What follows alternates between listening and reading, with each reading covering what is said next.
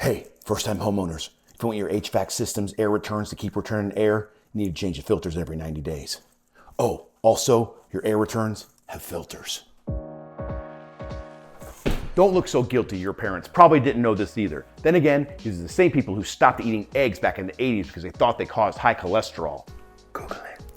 If your home's heating, ventilation, and air conditioning system is configured to use return filters, over time, as air is pulled back into the system to be recirculated, dirt, dust, allergens, and other airborne ick trapped by your filters builds up, reducing airflow, forcing your system to work harder, decreasing efficiency, increasing utility bills, and shortening the lifespan of your HVAC unit while worsening indoor air quality. But you'll breathe easier if you stay on top of HVAC maintenance and change your return filters quarterly. Here's how.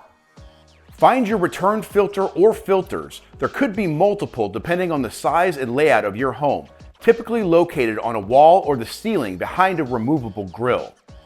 Turn off your HVAC system. Open or remove the air return grate.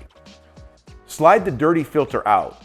If you don't already have a replacement filter, check the size and type of the used one, or just take it with you to the store and buy a new one. Unpackage the new filter.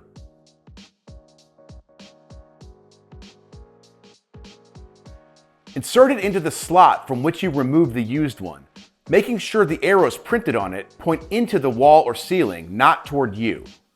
Close the grate and make sure it's secure. Dispose of the old filter in the garbage. Turn your HVAC unit back on. And there you have it. Your HVAC return filter and your conscience are clean. And hey, tell your parents to eat all the eggs in the fridge before the expiration date. After all, these little suckers are expensive.